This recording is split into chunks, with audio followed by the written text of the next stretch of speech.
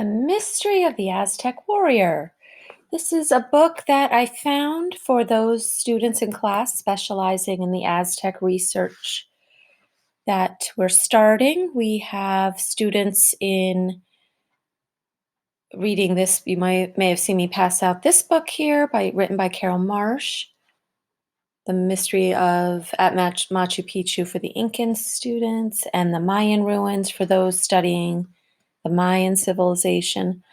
But Carol Marsh didn't write anything for Aztec, so I bought a few copies of this Hardy Boys mystery, and it might seem like an unusual way to start research, but I designed it that way so you guys could get hooked into the topic in an entertaining kind of way, and you can track aspects of the civilization within the mystery because, well, in this book, you'll see that Joe and Frank Hardy go to Mexico and they are, well, let's get into it. Let me hold off on them for a minute. Let me just tell you a little bit about the Hardy Boys. You can already tell the cover it's a classic book, dated looking.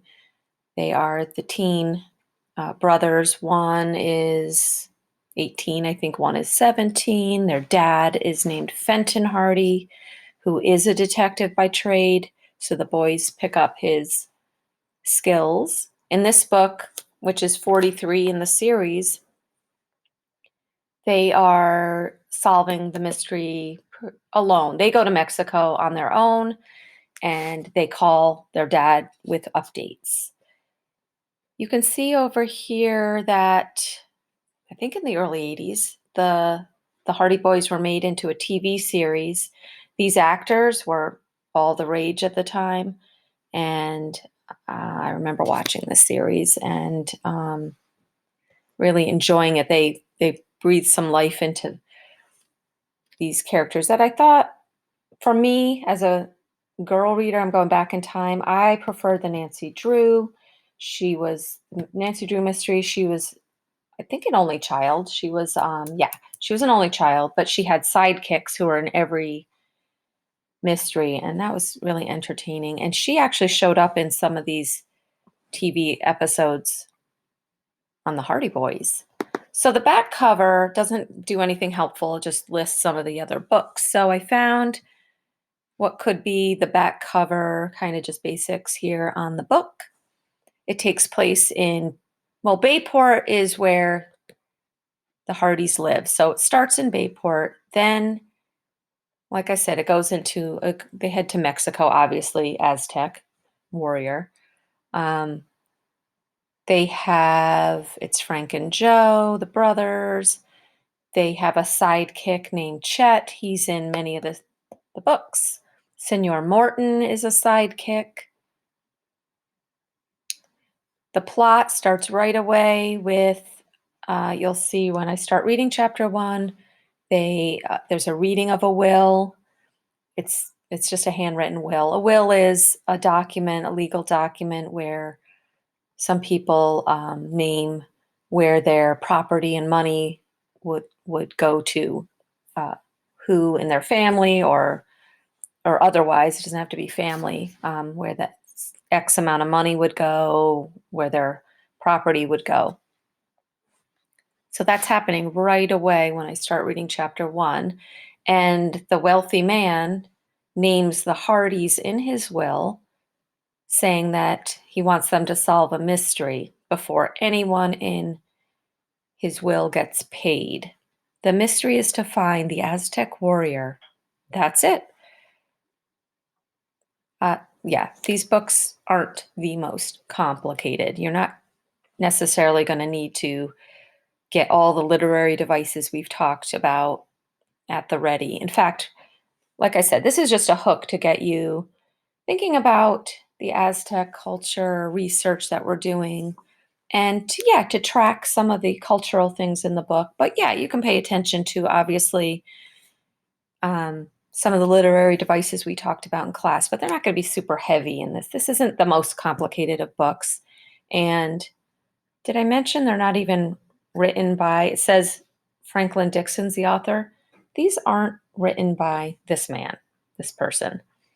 These are contracted out and what are called ghostwriters.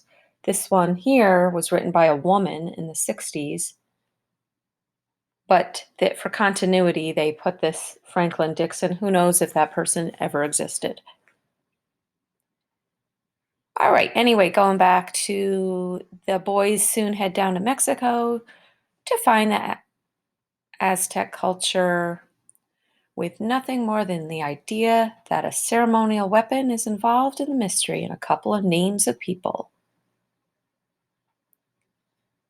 All right. They have, yeah, so it's basically saying they have a weapon and some people, and they're asked to go solve who this Aztec warrior is, and then the people can get paid out in the will. All right, let's start. So chapter 1 is called The Injured Intruder. Frank and Joe Hardy followed their father into the law office of Otis Weaver, a Bayport attorney.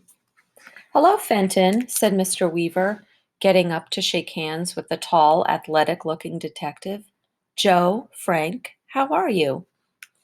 Tall, dark-haired Frank said, "We're fine and ready to tackle a case, Mr. Weaver."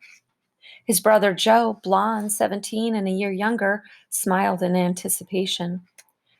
The four sat down. "I have a really mysterious one for you to solve," the short, balding lawyer began.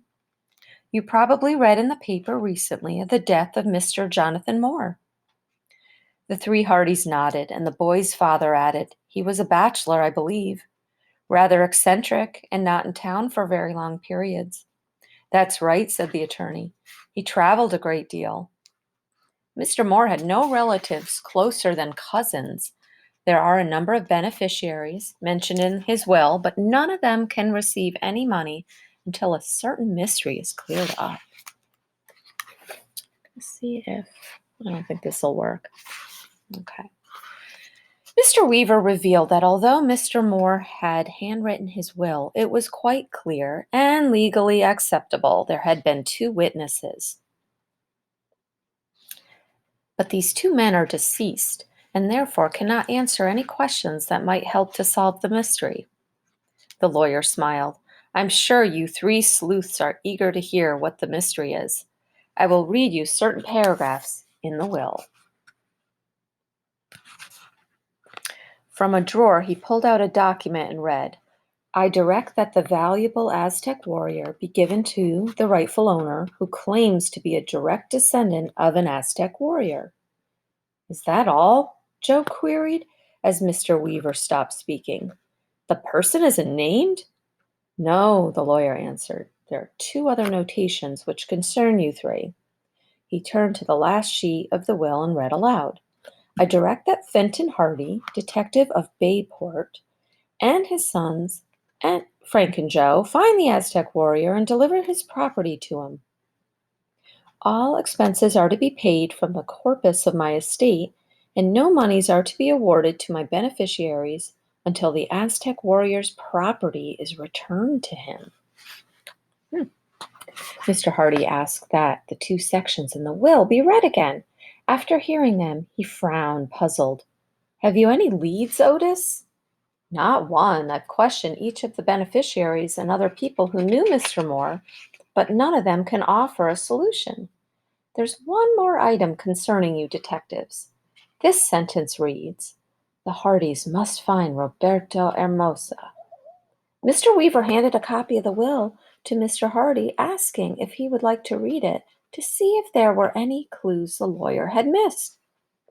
The detective studied the document, then commented, "The rest of the will is quite clear.